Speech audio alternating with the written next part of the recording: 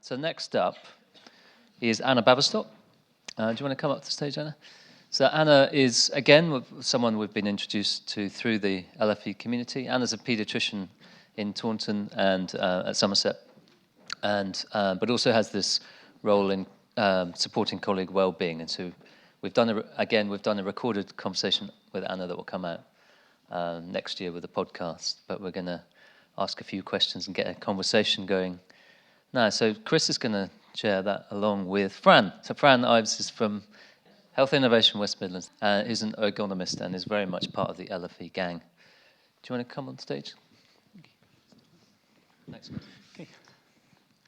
So I was going to introduce Anna, but Adrian's done that. So I think we might just nip straight into questions. Is there anything you would add to that as an introduction? Of course you wouldn't. I'm going to add a little bit to it.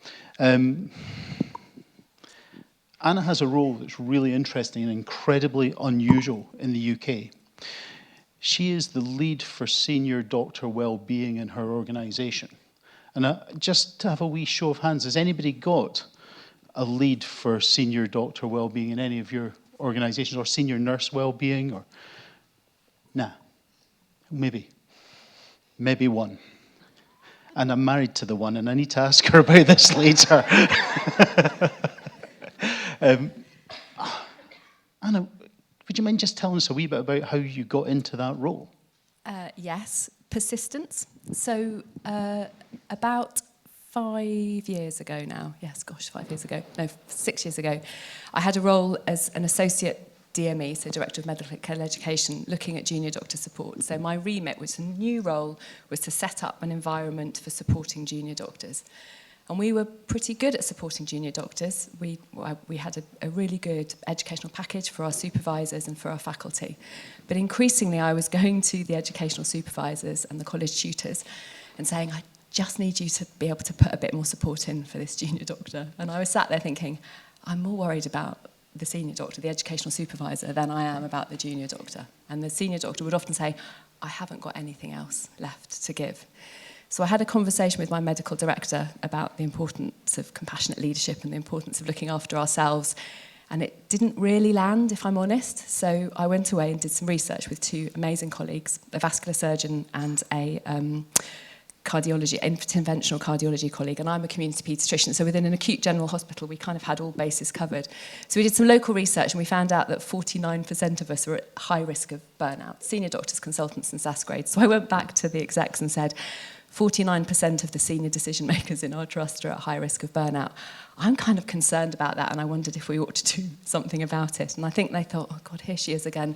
Yes, all right, we'll give you some time, go away and have a think about it. And actually, really interestingly, in the last 5 years, their thinking about and the importance of well-being, I think, has become much more mainstream. So I'm certainly, I might be one of the first, but I certainly won't be the only one, because actually I think we all are aware of the massive impact of how we are on our day-to-day work. And, you know, there's a huge amount of evidence there in terms of patient safety. And maybe that's the language we need to get better at. You know, if people don't necessarily care so much about the well-being of their colleagues, perhaps they care about patient safety, and you just flip the narrative round. Thanks, Anna. So you've talked about the last 5 years, but I know that your interest in this area goes back much, much further. So what was it that got you interested in this area? What's the backstory? So I guess the absolute honest backstory is that I'm getting really old. 21 years ago, I was pregnant with my daughter. I was a paediatric registrar. I was running a really busy on-call shift in Bath, and I looked after 3 children who subsequently died. And the last one was looking after a baby who was born by unexpected stillbirth and was a similar gestation to the baby that I was carrying. And I was really broken. And it was 3 a.m, and I had to go back up to the busy paediatric ward and carry on clerking in the patients. And I spoke to my educational supervisor, and I was really, really upset. And she was phenomenal, Fiona Finley. We've gone on to do a lot of reading and writing together. And instead of making me feel silly, and instead of saying, you've just got to suck it up, or are you resilient enough to do this work, she said, gosh, this is hard and we need to talk about it. So was encouraged to do some research and think about it a little bit more at that stage. And I think what's really interesting is that I do think there has been progress over the last 20 years, just in the fact that we are talking about it more. And certainly if you look at wellbeing and burnout, we're talking about it more. I hope that we're beginning to start doing something about it more, but I think that there is an action lag and that we're not particularly investing as we should be. So just to pass a piece of information that I got given about 2 weeks ago. There's a guy called Tate Shanafelt, and you know Tate Shanafelt's work really well, and he would really commend him to anybody who's interested in well-being at work. They did a study of 5,500 physicians in America, and they looked at it by specialty. And the most resilient specialty, any idea? Damn right. Represent. Emergency medicine. And they looked at the most burnt out specialties. Who's the most burnt out specialty? Emergency medicine. Damn right as well. Emergency medicine. And we have this idea that the answer is in resilience, and it's not, because the most resilient people also get burnt out, and we burn people out in the environment that they're in. Where have your thoughts got to around the whole well-being world? Because you've been thinking about this for a long time. And we get the benefit today of the opportunity to listen to somebody who's not at the beginning of a journey, and you're still on the journey, but not at the beginning of a journey. And I'd love to know where you're at now. So when I talk about well-being at work, I always talk about how do we ensure that the first patient of the shift and the last patient of the shift gets the same kind, compassionate care that's high quality and that's safe. And we can only do that by making sure that we look after ourselves and our teams at work. So your yoga and your mindfulness and all your extreme sports will get you to the beginning of the shift, but they won't get you through the day. And Chris, increasingly, the element that I think that we perhaps have the most control over is also the element that perhaps is the most important, and that is how we are with our colleagues, how we connect together, how we speak together, how we work in teams. Yes, there's an enormous amount that we need to do around staffing and around workload and around systems and around all the things that we need to change. But the NHS is a human organisation. It is not a machine. It is run by humans. So how we connect with each other is the key, not only at the small level in terms of how your shift goes, but also will hopefully provide the motivation to provide, the impetus for the bigger conversations that need to happen around that structure and system change. But on a day-to-day basis, how good you feel as you drive home at the end of the day has such a lot to do with the connections that you form with your teams in order to then be able to provide that kind, compassionate patient care that we all strive for. So what are you doing with your guys to get them on board with that as an idea, and then practically to perhaps enact having better relationships? Yeah, so we're, as you know, really passionate about the work that we're doing around civility saves lives. And I think that, again, I've seen a real shift in, oh God, here she comes again talking about kindness, to, wow, okay, civility saves lives, I now get it. And I think that we are doing a lot around, I guess, thinking about kindness and inclusion. So our workforce is becoming increasingly diverse, and I think the work that it's very much joint work around civility is really, really important. The challenge is how you say the message, because as you and I have talked about before, if you're taking tired, bruised teams and delivering the message in a way that's probably not meeting their needs, then it can be really, really counterintuitive. But I guess as a practical level, working with our associate medical directors and our clinical service leads, looking at team dynamics. And probably the last particularly year, most of the colleagues who I meet who are in a challenging place has been because of interpersonal issues with colleagues, has been quite a significant factor within that. And Anna, you've talked quite a lot about kindness, and we hear a lot of people say be kind, and it's a term that's used so much, but do we really understand what it means to be kind to somebody? So the first rule of kindness is not to tell someone to be kind. You saw me wince, didn't you? Sorry, I've got to put my coaching mediation face on and not like leak.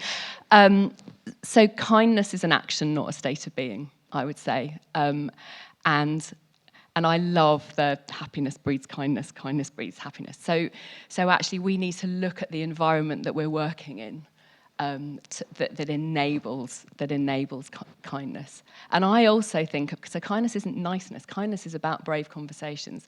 Kindness is about leaning into perhaps something that makes you feel uncomfortable and asking why, rather than making up the assumptions that we're filling.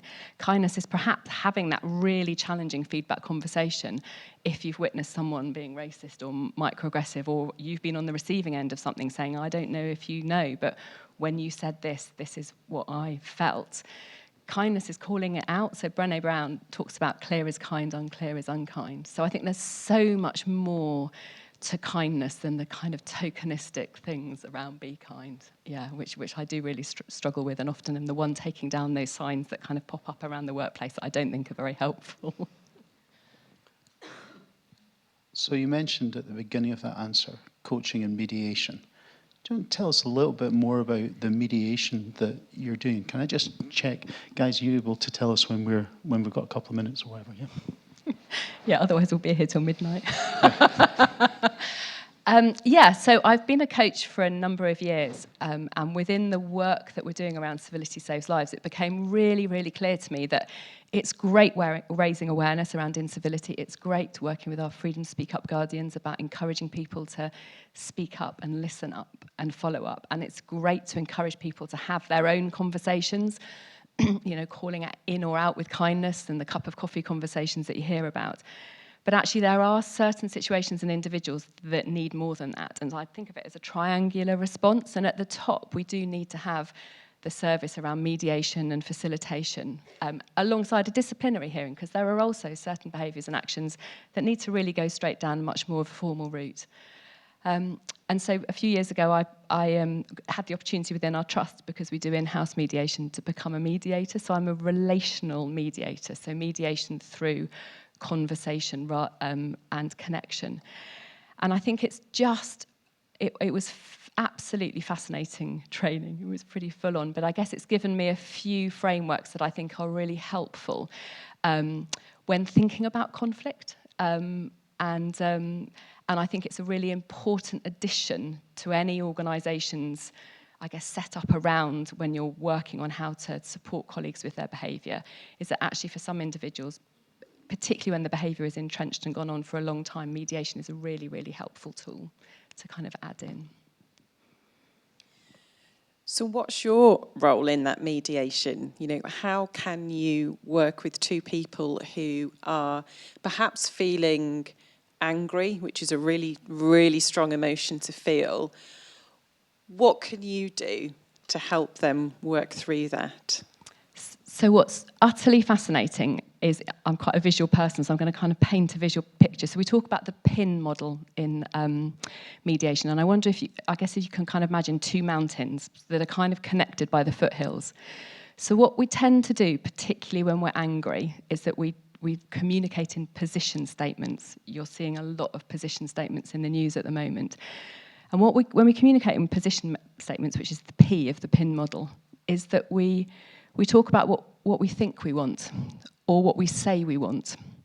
But what we say we want isn't necessarily really meeting our needs or what we want. So at the bottom, in the foothills, if you like, is our needs, which is what are our human needs, thinking of Maslow's hierarchy, what's important to us, what's really fundamental to us.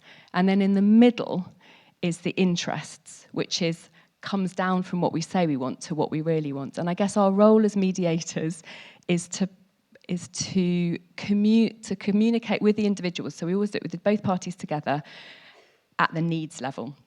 And what we have to do is, the brave thing and the challenging thing is to really listen to the position statements, to then be able to explore with them what their interests and what their needs are underneath that. And then be able to kind of form those bridges and connect across at the needs level. And it is utterly fascinating. We are really bad about communicating at a needs level. And I think actually as professionals, probably we've almost been taught not to do it. So we talk a lot about positional statements, and this is what we need and this is what I need to do. And it's an act. underneath is the need. And I think if we probably rehumanize some of our conversations to communicate at the needs level, we then facilitate a connection. So what happens in mediation, and it is utterly fascinating and such a privilege to be a witness to, is that through us helping and facilitating, we then begin to enable them to communicate around their needs.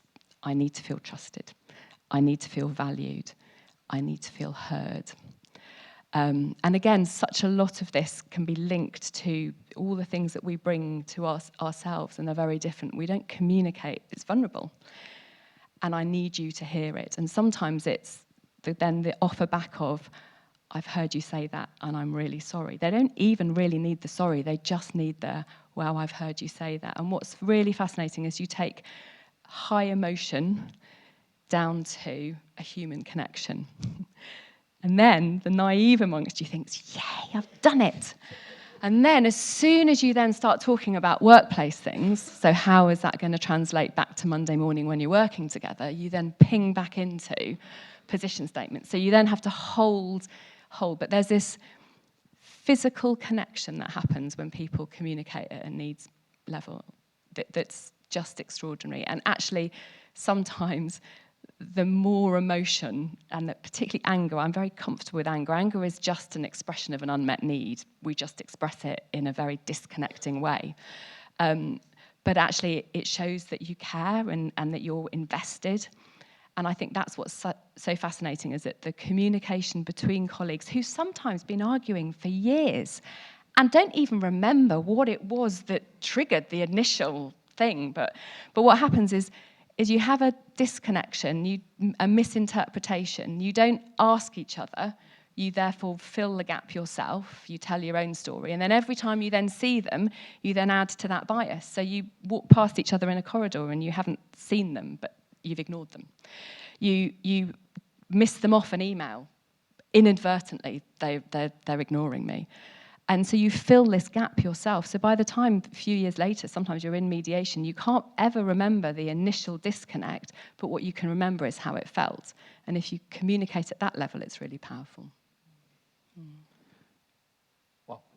So to finish this off, the theme is hope. Where do you find the hope in this? What's your hope for us as professionals in healthcare, and how do you see this progressing? Wow. So I love the theme hope. I think it's a great theme. I think hope tends to come from despair. So all the reading that I've done recently around hope is that you grow hope at times of need and at times of difficulty. So actually, I think this is a really important time for hope as a fuel for reconnection. So I guess if the despair disconnects, then can we use the motivation of hope, realistic hope, not blind optimism, realistic hope to reconnect. And I think particularly now in the NHS, that's what's needed. That's what's so lovely about being at a face-to-face conference today, isn't it? Just all of those little reconnections. How joyous is it not to be sat on a Teams meeting? Apologies for those of you online. It's not that much fun here, really. But yeah, so that's what I would say. Excellent. Thank you. Anna Baverstock, thank you so much. You stay here.